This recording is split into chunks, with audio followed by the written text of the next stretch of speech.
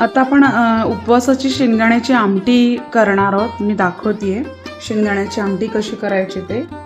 तर त्याच्यासाठी सगळ्यात पहिले मी शेंगदाणे एक अर्धी वाटी घेतलेले आहेत, ते भाजून घेते। ऑलरेडी मी पॅन तापवत ठेवलेला आहे आणि मी शेंगदाणे व्यवस्थित भाजून घेते। शेंगदाणे व्यवस्थित भाजून होत आहेत।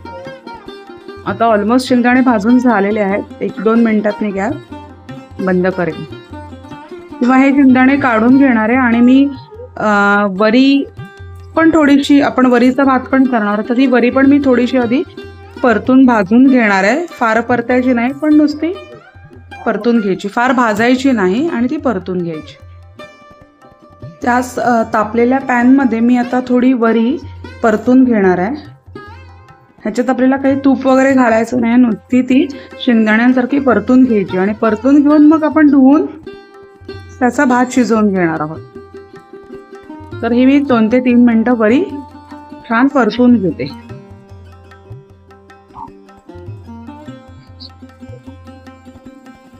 ही वरी छान आता भाजून झाली आहे। आता मी गॅस बंद करते।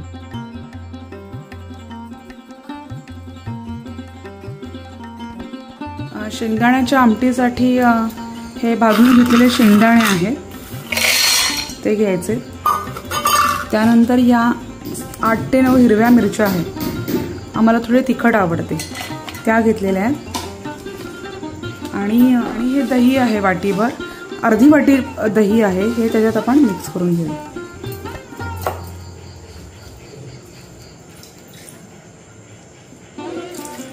आता याचा बारीक मी पेस्ट करून घेणार आहे। कढई मी तापवत ठेवले, आपण शेंगदाण्याची आमटी करून घेऊया। ह्याच्यात मी फोडणीसाठी थोडं तूप घालते।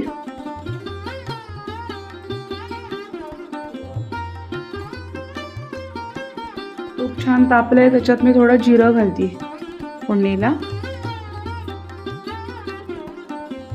आणि शेंगदाण्याची आमटी जे आपण शेंगदाणा वाटून घेतलाय ते आपण फोडणीला घालून घेऊ। जिरं चांगलं तडतडलंय।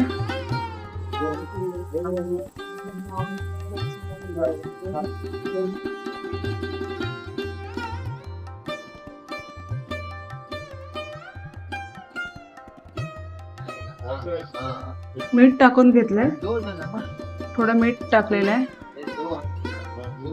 हे पाणी टाकून घेतो मी।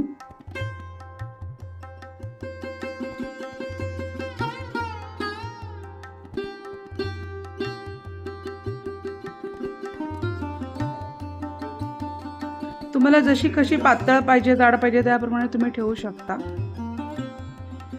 तुम्हाला पाहिजे तर तुम्ही ह्याच्यात साखर पण घालू शकता, जशी चव आवडत असेल तशी करायची। आणि याला छान आता उकळ आणायचं आहे। ही जी वरी आपण मगाशी भाजून घेतली होती ती आता थंड झाली आहे। ती एका पाण्यात आपण स्वच्छ धुवून घेऊ, जसे आपण तांदूळ धुतो त्याप्रमाणे आपल्याला ती धुवायची।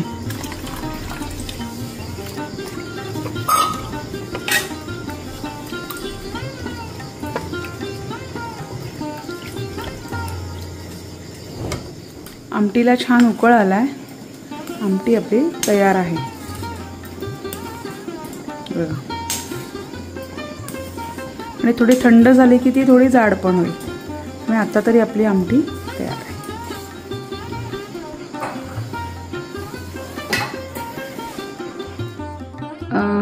कढई तापवत ठेवली आहे मी, गॅस ऑन केलाय आणि आता आपण वरीचा भात करणार आहोत। त्यासाठी मी आधी फोडणीसाठी तूप घालून घेते।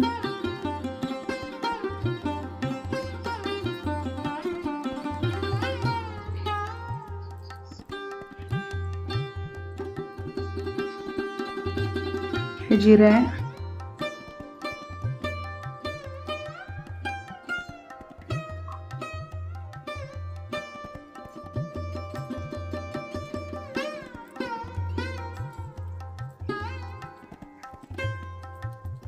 जिरं छान तडतडलंय, त्यात आपण हा बारीक कापून घेतलेला बटाटा घालून घेऊया। काचऱ्या केल्यात त्याच्या मी बटाटा घालून तो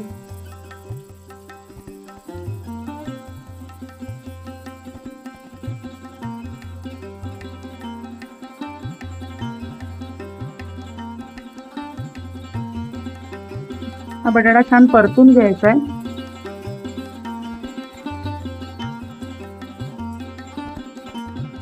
थोडं या बटाट्याला चव येण्यासाठी मीठ घालून घेऊ, म्हणजे मीठ छान या बटाट्याच्या फोडींना लागेल.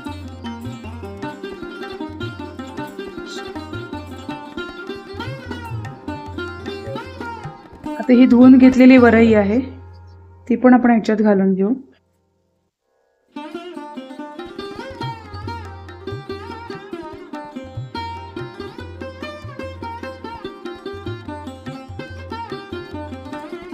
आता हे दोन्ही जिन्नस आपण छान एकत्र करून घेऊया.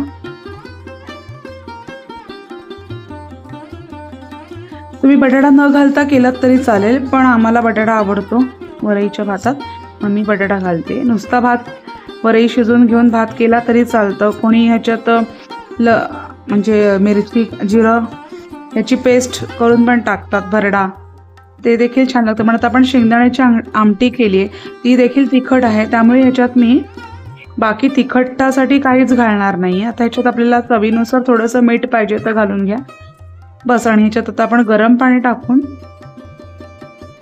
ही वरई शिजवून घेणार आहोत.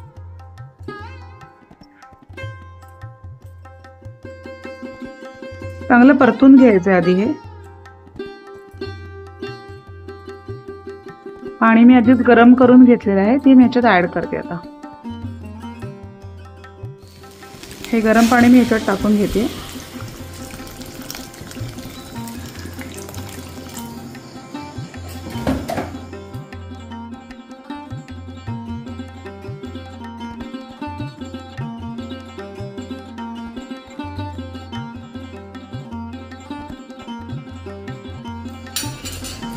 आता हा वरीचा भात आणि बटाटा आपण व्यवस्थित झाकण ठेवून शिजवून घेणार आहोत. 5 मिनिटं शिजण्यासाठी मी याच्यावर आता झाकण ठेवून घेते.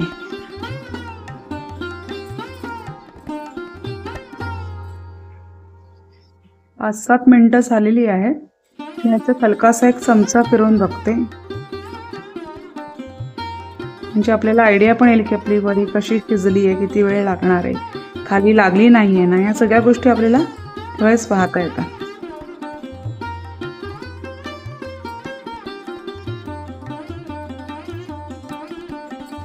आता आपली वरई पण शिजायला पाहिजे आणि आपला बटाटा पण व्यवस्थित शिजायला पाहिजे. तर अजून 5-10 मिनिटं आपण हे असं शिजवून घेणार. त्याच्यात थोडंसं पाणी घालते मी.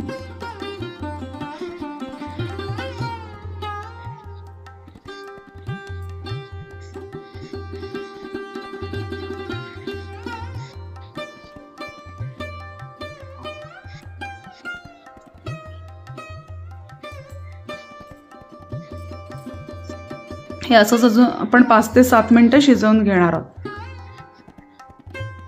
आता फायनली आपण वरीचा भात शिजलाय का ते पाहूया.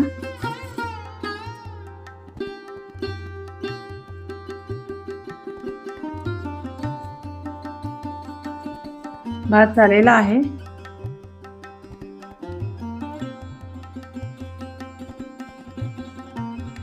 याच्यात थोडंसं मी तूप घालून घेते.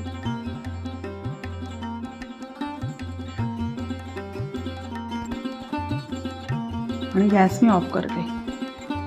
आपली शेंगदाण्याची आमटी आणि वरीचा भात तयार आहे. तुम्हाला जर हे वरीचा भात आणि शेंगदाण्याची आमटीचं रेसिपी आवडली असेल तर हे नक्की तुम्ही ट्राय करा. तुम्हाला नक्कीच आवडेल. आणि आपल्या दीपदया ब्लॉग्स या यूट्यूब चॅनलला सबस्क्राईब करा, व्हिडिओला लाईक करा आणि शेअर करा. एन्जॉय. आणि कार्तिकी एकादशीच्या तुम्हाला खूप खूप शुभेच्छा.